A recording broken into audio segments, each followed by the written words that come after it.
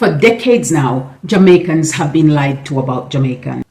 So much so that Jamaicans are now main proponents to sharing those stories. And the campaign for this negative teaching and conditioning about Jamaica still continues. Although a significant number of Jamaicans are now having that revelation and getting to a state of consciousness where they're realizing the lies that were told to them and the deception and how deep it actually runs. Now let's jump into some of these. The Jam Fam family.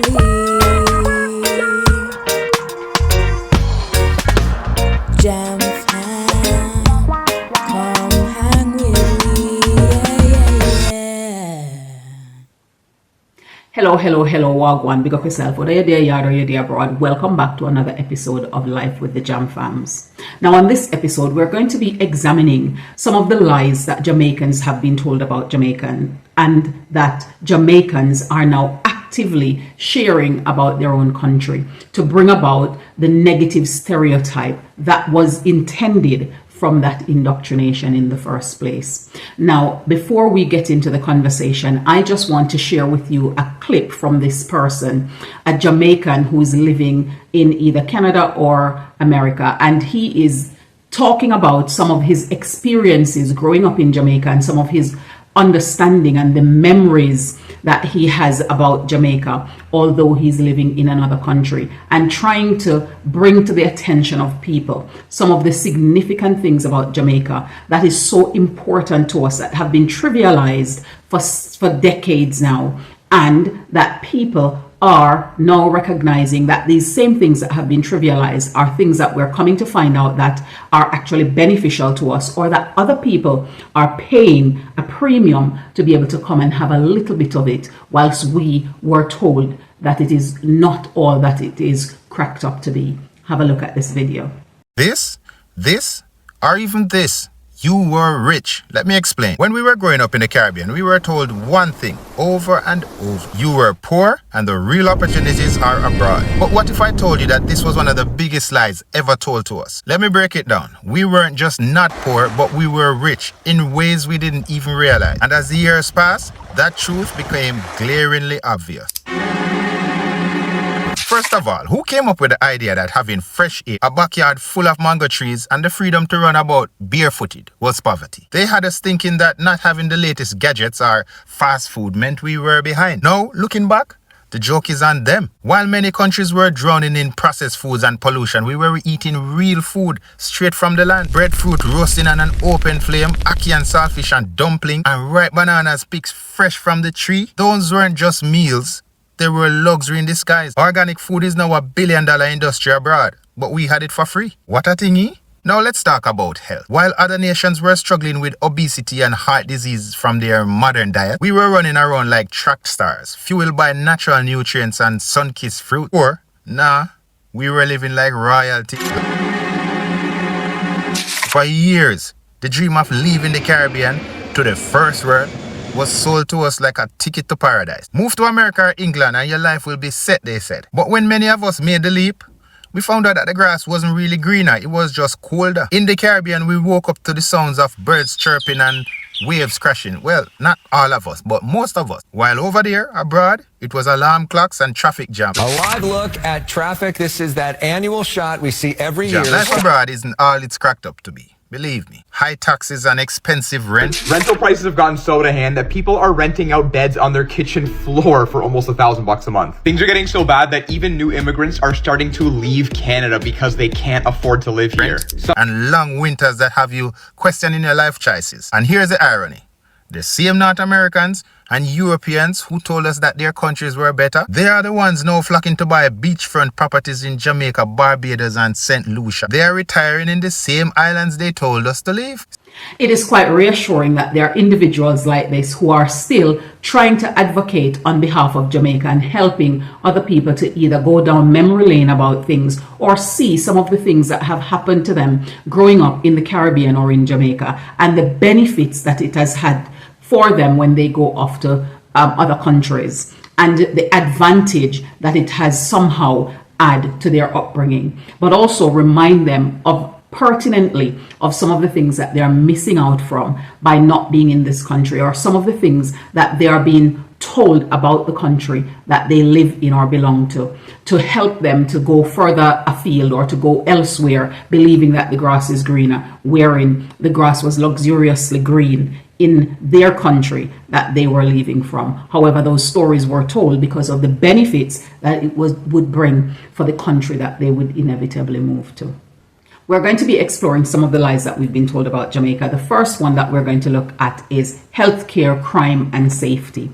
Now, oftentimes we're told about the depravity of the Jamaican condition and try to make it seem as though Jamaica is this deplorable place to be because you will be unsafe, or you won't be able to get medical care if you need it, and create this element of fear in the minds of people, believing that they won't be safe and neither will their family.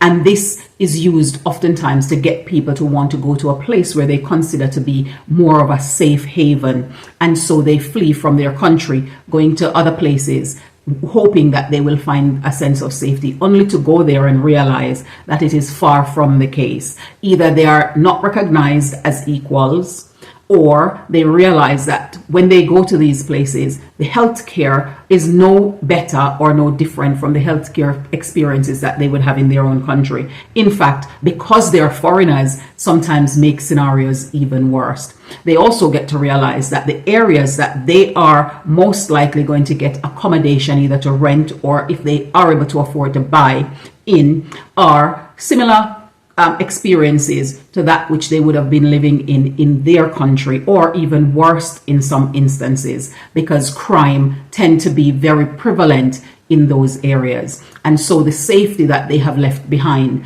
looking for safety elsewhere, they've come to realize oftentimes that they were deceived, and the golden egg that they were looking for eludes them, and they're unable to find.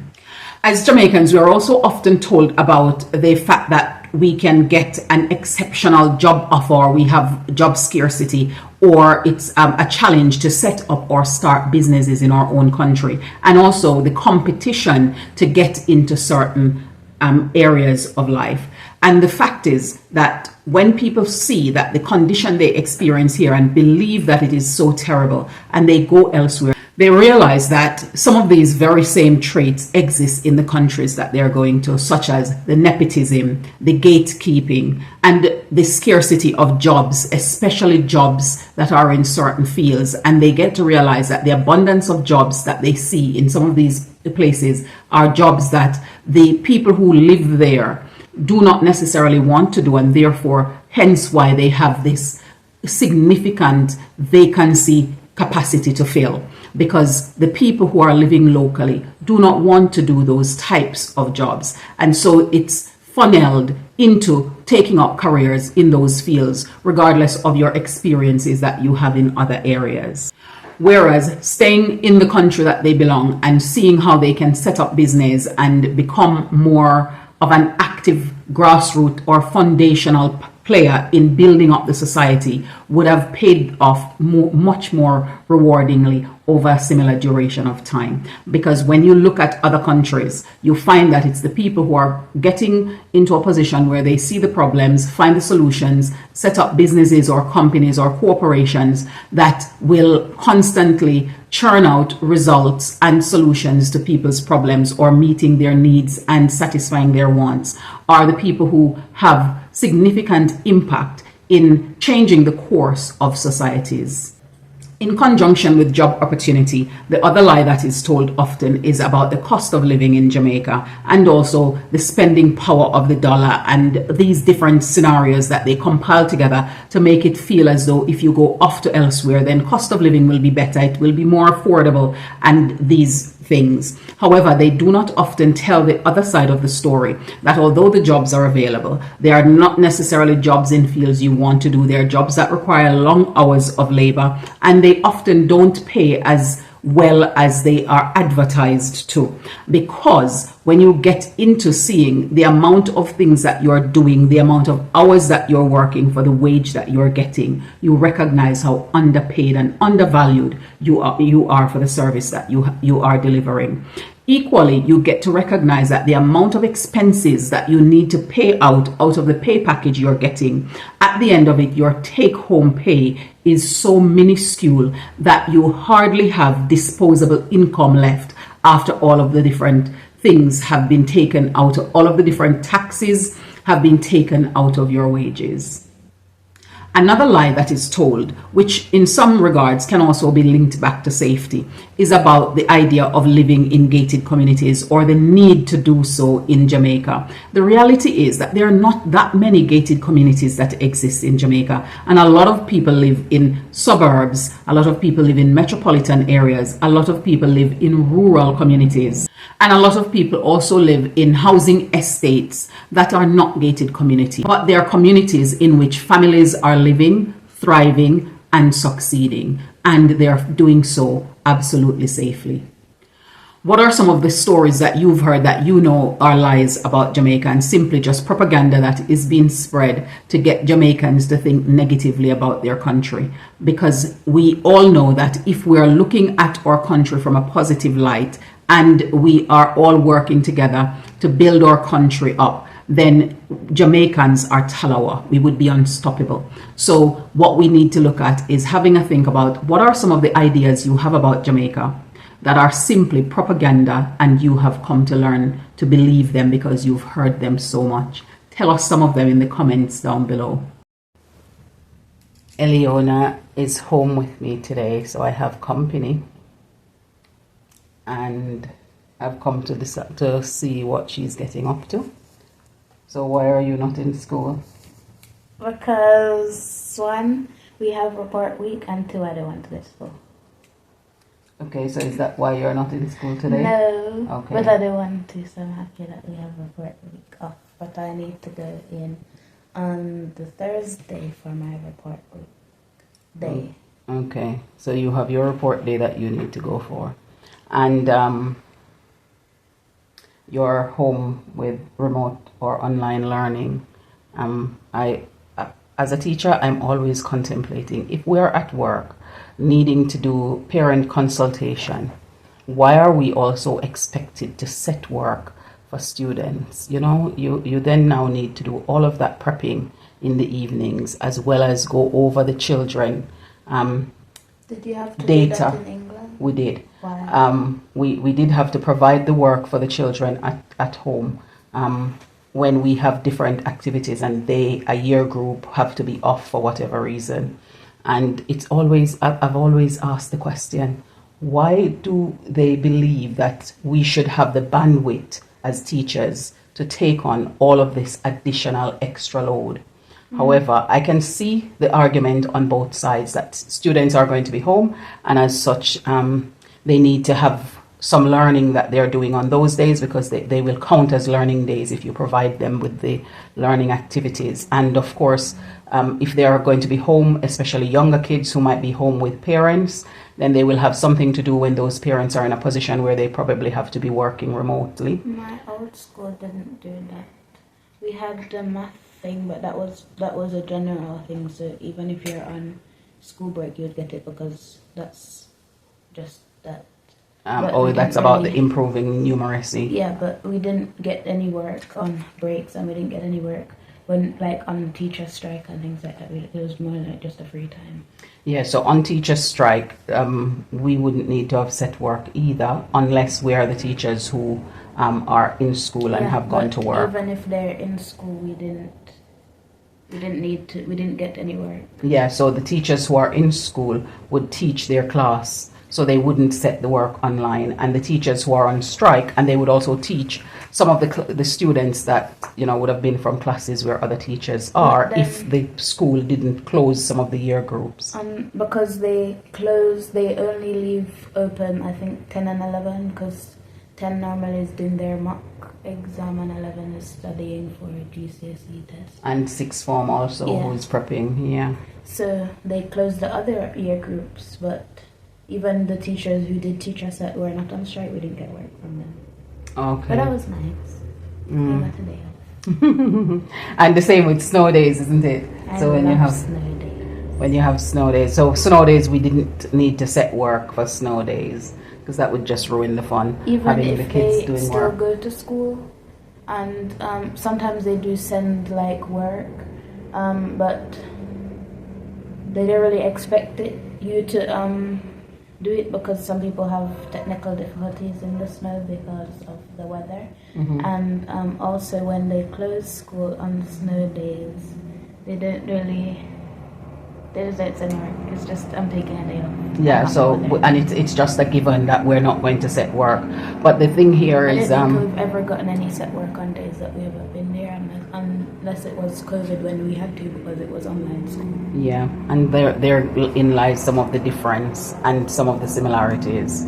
So and some teachers are going to be more proactive at setting it because they know that it's part of what they need to do to set it, while some teachers are not going to be as proactive, and Especially the the balance more- is difficult, isn't it? Especially the more practical subjects like DT, some cases art, food, technology, PE. Some of them are harder. You need to be in the lab to be able to do them, so they just don't send work. Some of them are harder, and when they do, it's probably researching or notes. But it's always good to see how school systems operate from school to school, as well as from country to country.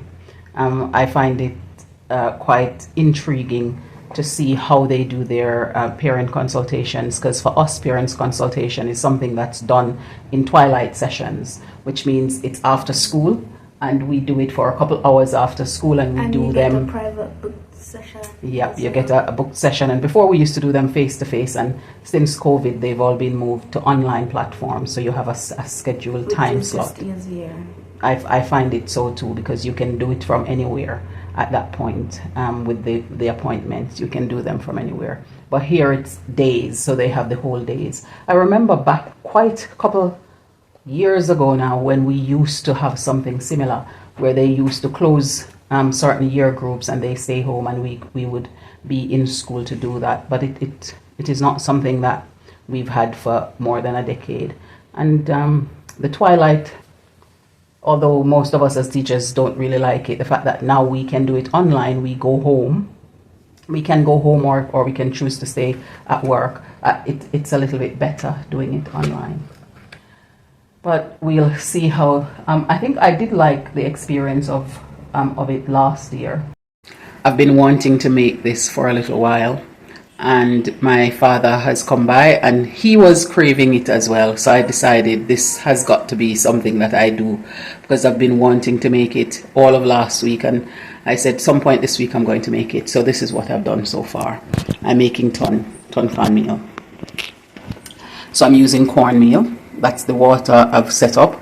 So I put some milk, coconut milk, some coconut butter, and normal butter, and all of the spices that you would put in a rice and peas when you are making it. And I've got some cornmeal here, and I've got some additional cornmeal here, and I'm going to just put my cornmeal in now and just turn it. I put my flame low and I'm going to turn it. I don't want it to be too dry because I don't like it too dry. So I'll come back and I'll show you what mine look like once I get it started. So I'm just going to add the meal in now and start to stir it. Do you make ton cornmeal still? And do you like it? And what other forms of things do you ton at home? And tell us how you make it so we can have a go at trying it. And this is what it looks like so far. And I'm just going to keep stirring it. I don't want it to be too dry, as I said. So I'm just going to keep stirring it, and then I'm going to cover it and just let it simmer and cook. And then when it's ready, I'll just plate it and have it. I think I might have it with either some brown stew chicken or something else. I'll try and figure that out. But I'm so excited that I'm going to have this because I haven't had it in a long time. When you have it, what do you have it with? Tell us in the comment below. And that's the end result. So I decided to go with brown stew chicken. Curry was the other option, but I thought brown stew would be just fine.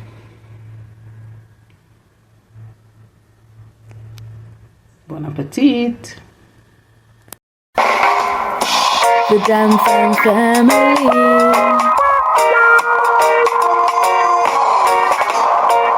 We're Irie, living the good life. We're royal, cruising through the West Indies, having fun, enjoying the good life.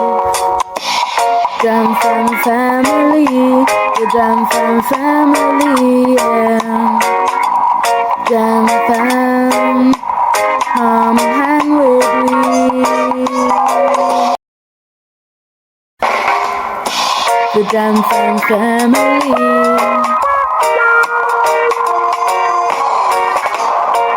We're Irie, living the good life. We're royal, cruising through the West Indies, having fun, enjoying the good life. Jam Fam family, the Jam Fam family, yeah. Jam Fam, come hang with me. Thank you so much for staying with us here on this another episode of Life with the Jam Fams. We appreciate your comments that you've given us. We appreciate your time that you spend with us with each of our episode that we share with you. And we look forward to seeing you in the next one. So thanks again and bye for now.